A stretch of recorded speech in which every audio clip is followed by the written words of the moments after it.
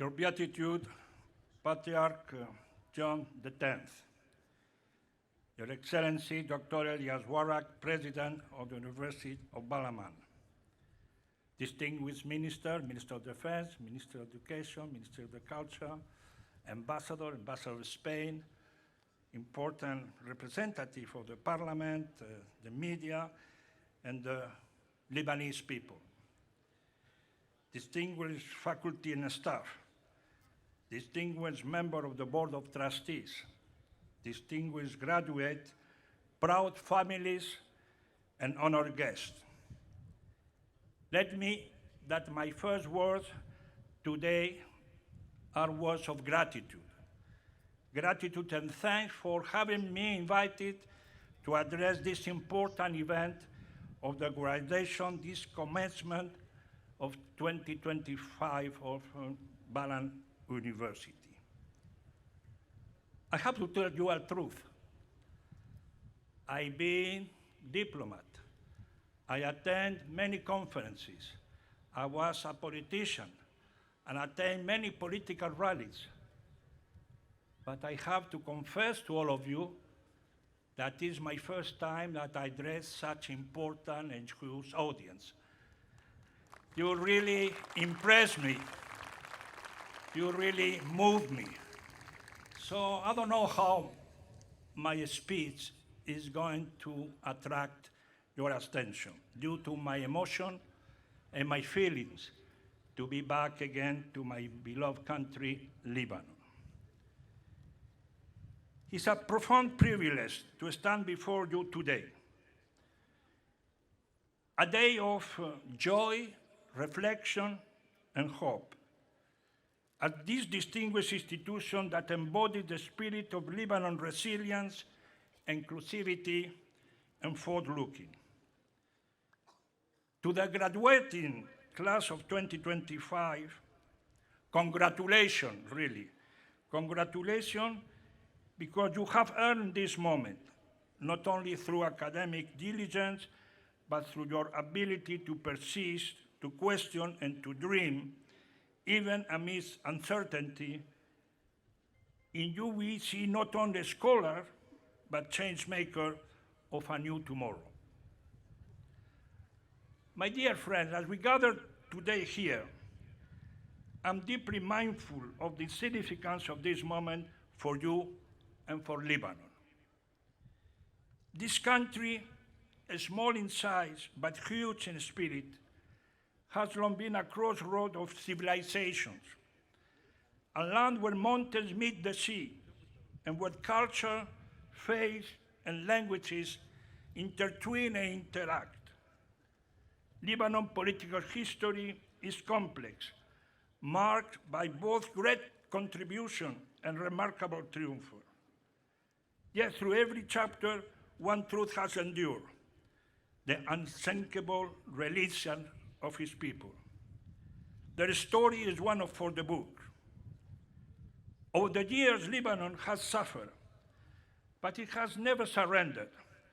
It has faced a storm, has never lost its soul. It has carried the weight of conflict, but is still there to hope. That hope is what brings us here today, at the foot of Mount Balamand, under the banner of an institution born from faith, yet devoted to openness, rooted in tradition, yet fiercely committed to progress. My dear friend, I'm proud to be a friend of Lebanon. I'm proud to be a friend of Lebanese, people that have taught me, it has formed my personal, professional, and political history. I was suffering and sharing with you all difficult moments. I was bombed in the Beirut capital. I was bombed in the Bekaa Valley. And then I was with you, ready to stand up and cry for peace and safety for Lebanon.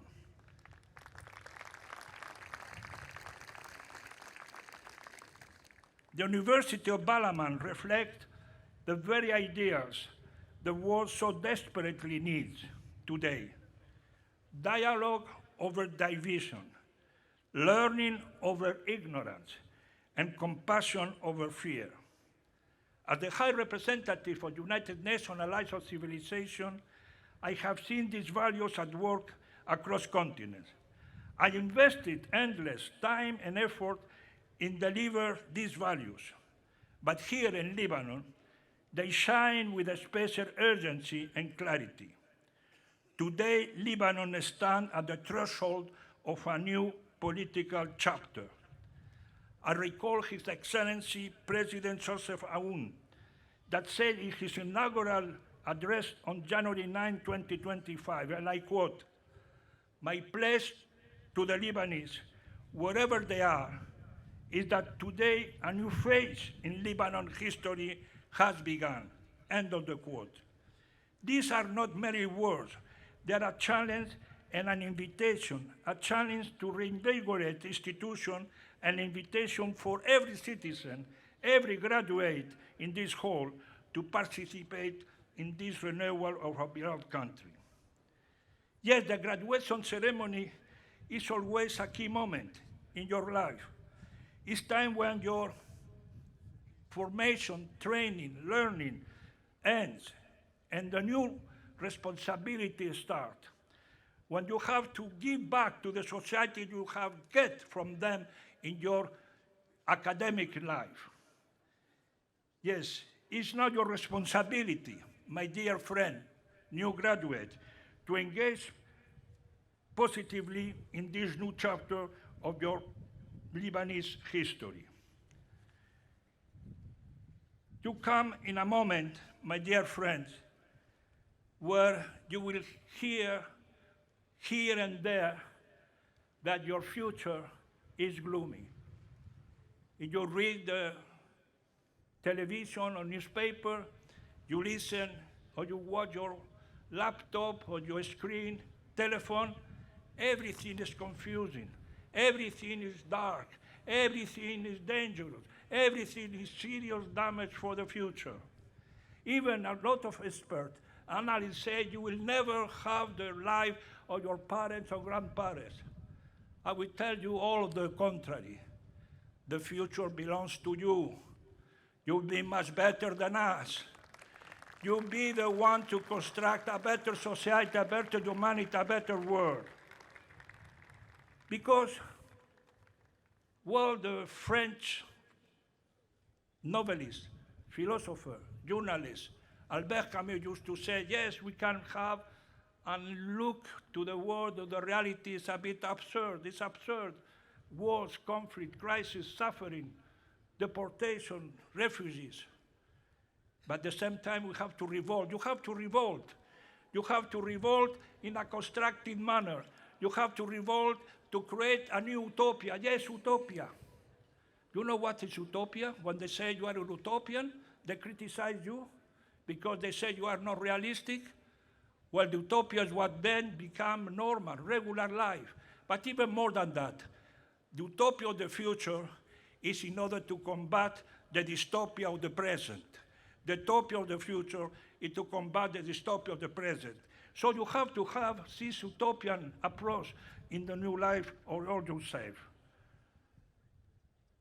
My dear friend, just not to be too long, because there are too many speeches if you want to get your own words.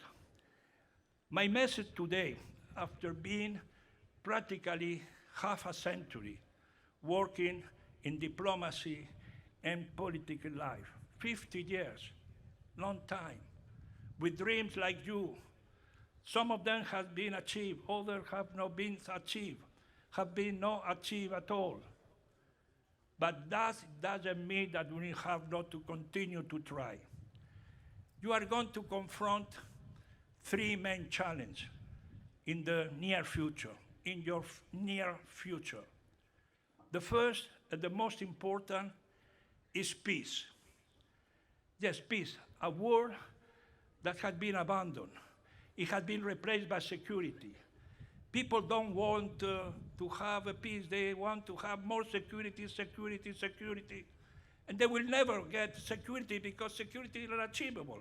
More security you act, more insecure you feel. So you have to build in peace. Peace is the essence of life of human beings. And peace is the right thing to pursue.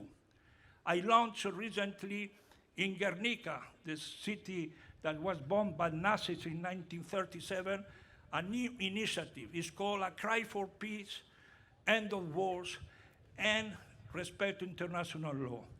Your generation, my dear friend, should be the generation of peace. You have to be the generation that fights for peace. And you have to fight immediately in order to have peace in the Middle East, peace in Lebanon. And in Lebanon, you have a great opportunity. You have a new government that has putting things on track, that have a very much engagement in order to assure that you will be finally totally independent and sovereign. Enough of this, basta, as the Spanish say, basta with the sense of fatalism. You have the right to live a decent life like everybody in the world. No wars, no dispute, no suffering, no destruction. Basta. Basta to have for you a new generation that can live dignity in honesty in the future.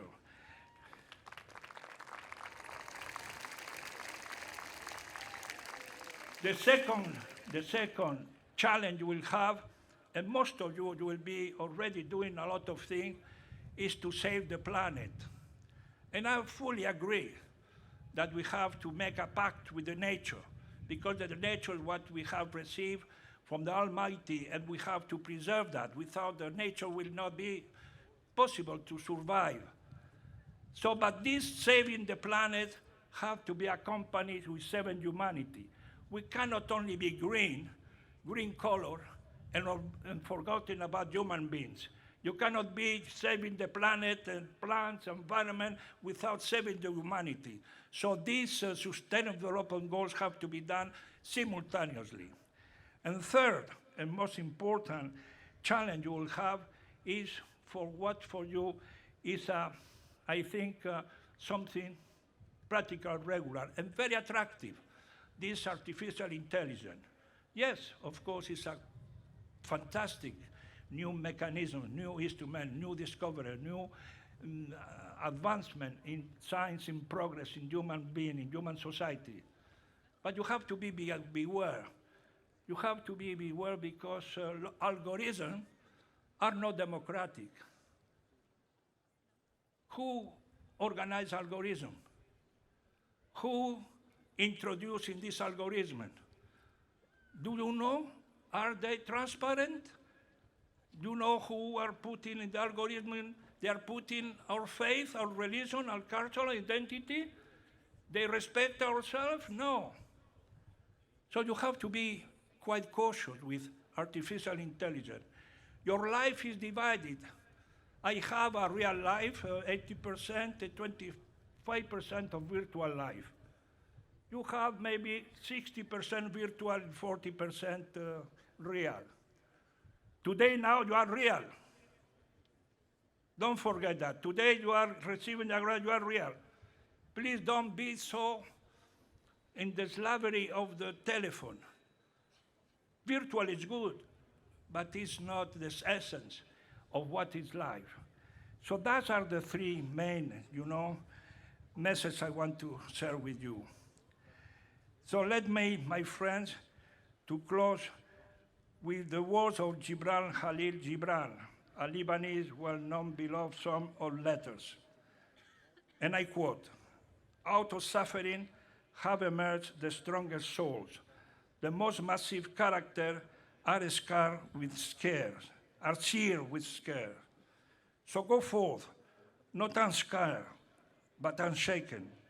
Go forth with humility, with courage, and with the conviction that your story and the story of Lebanon is still being written, and it begins today. Viva Balamand University, viva Lebanon, viva this ceremony."